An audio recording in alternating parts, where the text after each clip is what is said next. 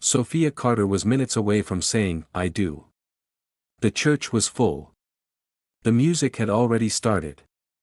Her future husband, Nathan, was waiting at the altar with the kind of calm smile that made everyone believe she was about to choose the safest love of her life.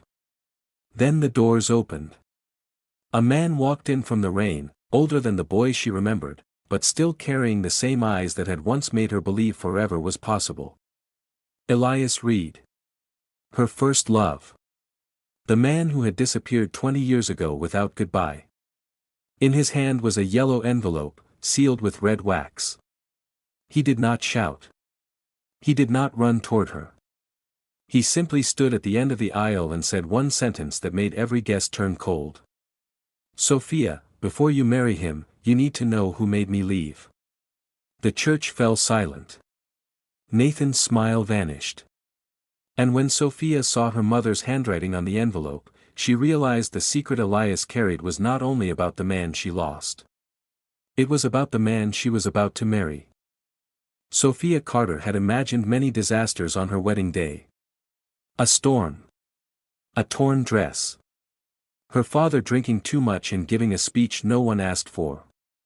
She had even imagined herself freezing before the altar, not because she did not care for Nathan, but because happiness had always felt dangerous when too many people were watching. But she had never imagined Elias Reed walking into the church. 20 years had changed him. The boy who once climbed through her bedroom window with wildflowers between his teeth was now a man with rain on his coat, silver beginning at his temples, and grief sitting quietly behind his eyes. Yet the moment Sophia saw him, the years folded in half. She was 19 again, barefoot on the old pier, listening to him promise that one day they would leave their small town and never let anyone tell them who they were allowed to love. Then he vanished. No goodbye. No phone call. No explanation that did not arrive through someone else. Her mother told her Elias had taken a job out west and wanted a life without her. Her father said some men loved the chase more than the woman. Sophia waited 3 months before she hated him. Then she waited another year before she stopped expecting him to come back. And now he was standing in the aisle on the day she was marrying Nathan Brooks. Nathan was not Elias. That was why everyone liked him. He was steady. Respectful. A successful attorney with soft hands, clean shirts, and a future that seemed already organized. He loved Sophia with patience, not fire. He never made promises that sounded impossible. After years of living with a wound she did not name, Sophia had told herself that calm love was mature love. Safe love. The kind that stayed. The priest cleared his throat. No one moved. Nathan stepped forward.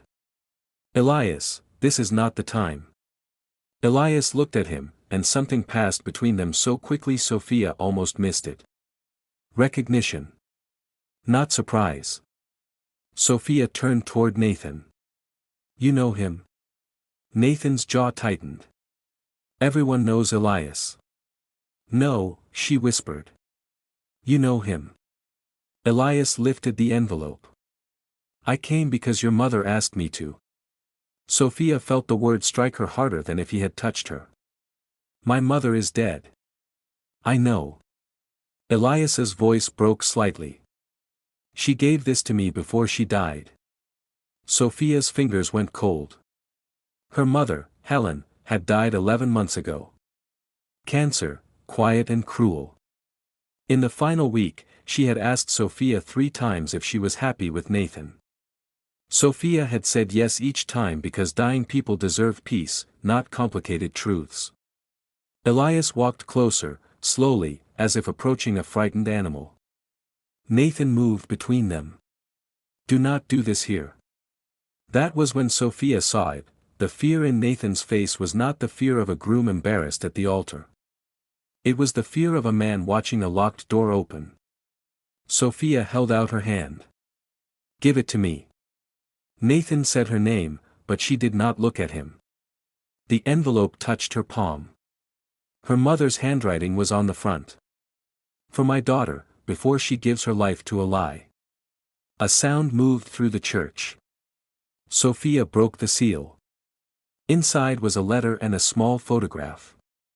The photograph showed Elias at 19, standing outside the bus station with a black eye and a suitcase. Behind him stood Sofia's father. And beside her father, half hidden by the shadow of a car, was Nathan. Younger. Barely 21. But unmistakably Nathan.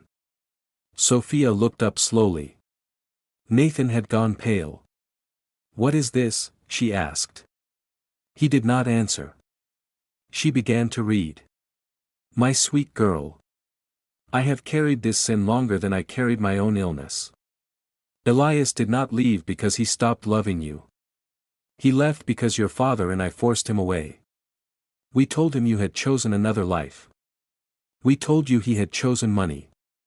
Both were lies." Sofia stopped breathing.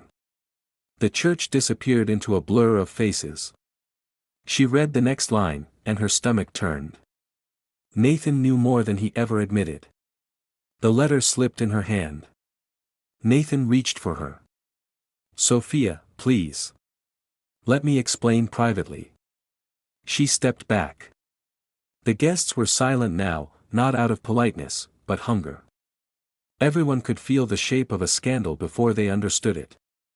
Elias spoke softly. "I didn't come to take you from him." "Then why did you come?" His eyes moved from her to Nathan. "Because last night, someone left this letter at my motel door." And on the back was written one more sentence. He turned the envelope over. Sofia read it aloud without meaning to. "Ask Nathan why he kept the second letter." Nathan closed his eyes. And that was the moment Sofia knew, the man at the altar had not simply inherited a secret. He had helped keep it alive. Sofia did not remember leaving the altar. One moment she was beneath white flowers, holding her mother's confession while two men from two different lives watched her fall apart.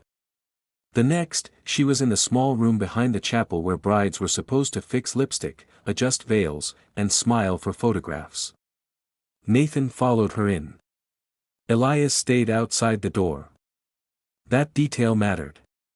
She hated that it mattered. Nathan closed the door gently. "Sofia," he said, "I was going to tell you." She laughed once. "When?" He looked at the floor. She held up the photograph. "You were there." "I was 21. "That is not an answer." "My father worked with your father. I was helping him that summer." "Your father hated Elias. He said Elias would ruin your life. He said you were throwing away college, family, everything. And you believed him." Nathan swallowed. "I was in love with you." The room seemed to shrink. Sofia had known Nathan since childhood, but they had not been close. He had been the quiet boy from a good family, always polite, always watching from the edges of rooms. They reconnected years later, long after Elias became a memory she pretended not to visit. "So when my father destroyed the person I loved," she said, "you stood there because it helped you." "No. No. I stood there because I was a coward." His voice dropped. "There is a difference, even if it does not save me." "What second letter?" she asked. Outside the room, the church was waiting for a bride to return or a wedding to die. Nathan reached inside his jacket and took out a folded envelope. "You brought it with you?" "I have carried it for 6 months." "Why?" "Your mother sent it to me before she died. She wrote that I had to give it to you before the wedding. And you didn't." "I tried." "No," Sofia said. "You waited." He held out the envelope. On the front was Elias's handwriting. "For Sofia, if she ever learns I did not leave by choice." She opened it. "Sofia. If this letter reaches you, then someone has finally grown tired of lying. I was at the bus station the night your father said I ran. He brought Nathan with him, though Nathan barely looked at me. Your father told me you had chosen another future and that if I loved you, I would disappear before I destroyed it. I did not believe him until he gave me a note with your name on it. It said you hated me. It said I made you feel trapped. It said you never wanted to see me again. It was your handwriting, or close enough to break me. I left because I thought staying would hurt you. But I came back 6 weeks later. Your house was empty. Your mother said you had gone away and begged me not to look for you. She cried while she said it. That is the only reason I believed her. Years passed. I married no one. I told myself not every love story deserves an ending. Some only leave a scar that teaches you where your heart used to be. If you are happy, burn this. If you are not, do not come back to me out of grief. Come only if you want the truth more than comfort. Elias. Sofia lowered the page. For a long moment, she felt nothing. Not anger. Not grief. Only a blankness so complete it frightened her. Her father had forged her words. Her mother had helped hide them. Elias had left because he thought leaving was love. And Nathan had held this letter for 6 months. You knew, she said. Nathan's eyes were wet now. I knew he didn't leave willingly. I didn't know everything until I read that. You read it? I had to know what it said. No. You wanted to know if it could take me from you. He did not deny it. The door opened behind them. Elias stood there, not crossing the threshold. Sofia, he said, there is one more thing. He held up a small velvet box. I brought this because your mother told me to. Not because I expected anything. Inside was a thin silver band with a blue stone. Sofia recognized it instantly. At 19, she had seen it in the window of a pawn shop and joked that it looked like a ring for a woman who believed in impossible things. Elias had bought it the same week he disappeared. Nathan whispered, "Please don't." She stopped. Because in his voice, for the first time, she heard not control and not fear. She heard a man losing the life he had built on borrowed silence. Elias placed the ring on a small table between them. Then he said the words that changed the room again. I am leaving tonight, Sofia. I didn't come to ask you to choose me. I came so you would not choose him without knowing what he chose to hide. Sofia looked from the ring to Nathan, then to the chapel doors beyond them. The music had stopped. The guests were waiting. And in less than 5 minutes, she would have to decide whether the truth had arrived too late, or exactly on time. Sofia walked back into the church alone. Nathan tried to follow her, but she stopped him with one look. Elias remained in the hallway, his shoulders heavy with the kind of pain that does not ask to be seen. Every face turned when Sofia stepped through the chapel doors. Her father sat in the front row, eyes fixed on the floor.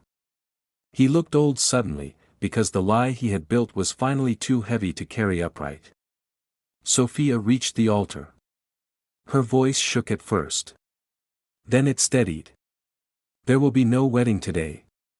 A wave of whispers moved through the church. Nathan entered behind her. Elias appeared at the back.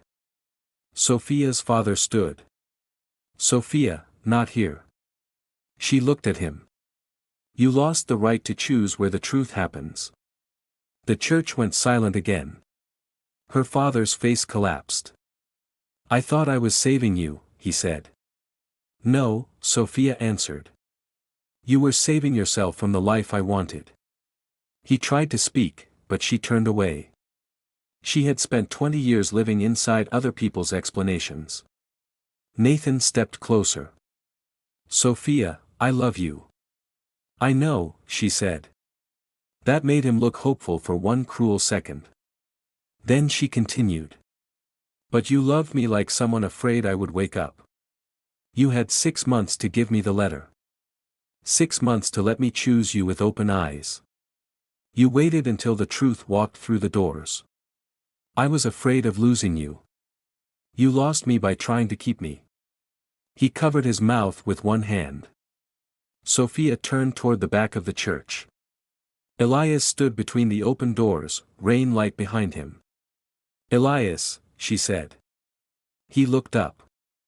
I loved you when I was 19. His eyes filled, but he did not move. I think part of me kept loving you because I never got to understand how it ended. I kept a place for you in my grief. That is not the same as knowing how to love you now. Elias nodded once, like a man accepting a sentence he had expected. I know. You came back with the truth, she said. I will always be grateful. But I cannot leave one altar and walk into another promise just because the past still has my fingerprints on it. A tear slipped down Elias's face. Sofia took off her engagement ring. For a moment, she held it beside the silver band Elias had placed on the table. 2 rings. 2 lives. One built on safety, one preserved by pain. She placed both on the altar. I choose neither of them today, she said. Because being chosen by a man means nothing if I have never been allowed to choose myself. Then she walked out. No music followed her. No one stopped her. Outside, the rain had softened into mist. Sofia stood on the church steps in her wedding dress. She expected to feel empty. Instead, she felt terrified. And free. 1 year later, a video appeared on Sofia Carter's old wedding account. The title was simple. The Wedding That Never Happened. It began with the footage from that day. The full church. Nathan waiting. Sofia in white. Then the doors opening, and Elias walking in with the envelope. But the video did not end there. It showed Sofia months later reading every letter. It showed her father at a kitchen table, unable to meet her eyes. It showed Nathan leaving the engagement ring on her porch with a note, I am sorry I loved you with fear. It showed Elias at a train station, placing the blue ring in an envelope with no return address. Then the screen went black. A final clip appeared. Sofia stood in the same church, 1 year later. Not in a wedding dress. In a simple cream coat, hair loose, face calm. The altar was empty except for one small wooden box. Inside the box were 2 rings. Nathan's diamond. Elias's blue stone. Sofia looked into the camera and said, for 20 years, I thought this story was about which man I was meant to love. I was wrong. It was about how long a woman can live inside someone else's decision before she forgets she has a voice. She closed the box. Then the church doors opened behind her. A man stepped in. The camera never showed his face. Sofia turned. For 1 second, her expression changed. Not shock. Not fear. Recognition. The man said, Are you ready? Sofia smiled. The video ended before she answered. Viewers argued for weeks. Some said it was Nathan, forgiven after finally learning honesty. Some said it was Elias, returned without pressure and without a ring. Others believed it was someone new, someone the story had wisely kept hidden because not every ending belongs to the past. But the people who listened closely noticed one thing. When the man spoke, Sofia did not look like a woman being rescued. She looked like a woman who had already saved herself. And maybe that was the real answer. Not who waited at the door. But that this time, Sofia was the one who chose whether to open it.